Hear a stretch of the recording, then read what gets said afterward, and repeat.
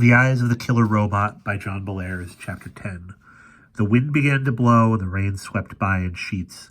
With their backs bent and arms raised to ward off the wet, Fergie and the professor followed the silent young man down the road.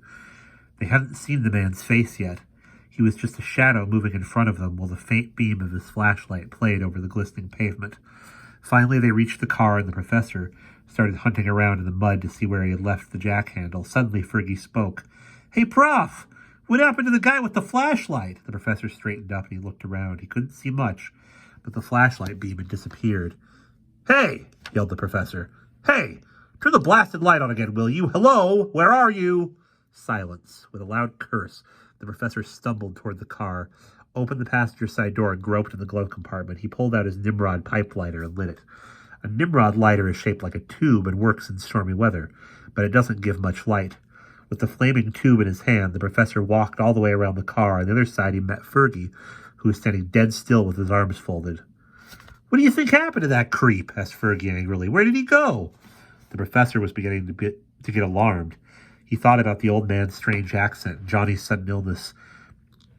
Snapping the lighter shut, he reached out and grabbed Fergie's arm. "Byron, come on," he said excitedly. "We've got to get back to the gas station, quick." Fergie and the professor ran along the wet road as fast as they could. They were getting thoroughly soaked and their shoes squished, but they didn't care. They were in a state of total panic. When they got to the gas station, they saw it was dark and deserted. The light over the gas pumps had been turned out, and the rain dripped from the hand-painted cardboard sign that hung from the doorknob. The sign said, "Closed." With a violent yell, the professor jerked open the screen door. He raised his foot and kicked at the inner door. Once, twice, 3 times. The third kick did it, and the door swayed inward. Once again, the professor lit his lighter, and he looked around. The cat was gone, and the cans on the shelves behind the counter had been rearranged. Rushing forward, the professor kicked open the door behind the counter. There was nothing in the back room but darkness and a musty, shut-up smell. With a long, shuddering sigh, the professor snapped his lighter shut. He stumbled back out to the front room of the gas station and pounded his fists on the counter. "Ah, what a fool I was!" he exclaimed. "What an unbelievable, addle-pated fool! I should have realized that something was wrong. I should never have left John here alone. This mess is all my fault. If I hadn't dreamed up a wild harebrained plan to find Sloane's robot and strike out Cliff Bullard, John would be home in his bed, safe and sound. This is terrible. What on earth are we going to do?" As Fergie watched, the professor broke down. He put his face in his hands and sobbed. Finally, when he was all cried out, he pulled out his soggy handkerchief and blew his nose loudly. But as he was stuffing his handkerchief into his pocket, he let out a loud exclamation. Fergie jumped. Hey, what is it, Prof? Did you remember something?" The professor gritted his teeth. "Yes, I remembered something," he growled. "A long time ago, Henry Dixon told me that Everestus Sloane had a large wart near the end of his nose. Byron, that old man was Everestus Sloane." Fergie's jaw dropped. "Huh? I thought you said he was dead." The professor bit his lip. "That was another mistake that I made. Sloane was about 30 years old when he made the robot that we found. That was 53 years ago, so he's in his 80s now. Charlie Coote and I had figured he was dead, but we figured wrong. Oh, what fools we were. No wonder Charlie couldn't find out where he was buried. Sloane is alive, and he's still practicing the black arts. That young man was just a specter that he raised up to lead us away from here while he kidnapped John. I can't imagine why he wanted to take him. But if we don't find the two of them in a hurry, well, I don't like to think about what might happen." Fergie clenched his fists. "If I catch that old creep, I'll tie his magic wand in a knot and stick it in his ear," he said hatefully. "Attaboy," said the professor, patting Fergie on the arm. "We'll fix the rotten swine. First, however, we've got to find him, and that may be rather difficult. Where do you think we ought to look? Have you got any bright ideas?" Fergie rubbed his chin. "I think we ought to go up to the house in the mountains, just like we were going to do before we had our flat tire. Maybe they won't be there, but it's as good a place as any to try." The professor nodded. "I think you're right. It's the only thing we can do. But before we do anything, we are going to have to go back and change that rotten flat tire. I feel tired, but I think I can do it with your help. How does it look outside?" Fergie opened the door and poked his head out. The rain was letting up, and overhead he could see a ghostly moon behind racing clouds. "I think the rain's going to stop, Prof," he said. "It won't be so bad out there now, just kind of muddy. I bet we can get the tire changed." The professor heaved a deep sigh and wiped rain off his poncho with his hand. It'll have to be done, I suppose, he said wearily. If I had stuck with the job and finished it, we wouldn't be in this mess, but there's no use crying over spilled milk. Come on, my stout-hearted friend, off we go! While Fergie and the professor struggled to change the tire, Johnny lay on the back seat of a car that bounced and jounced over a rugged mountain road. He kept waking up and blacking out over and over again, and whenever he tried to move his arms and legs, he found that he couldn't. Finally, the car jolted to a stop. Johnny heard a car door slam, and then the door near his head opened. He was roughly dragged out onto the ground. Standing over him was the tall, stooped old man, the gas station owner.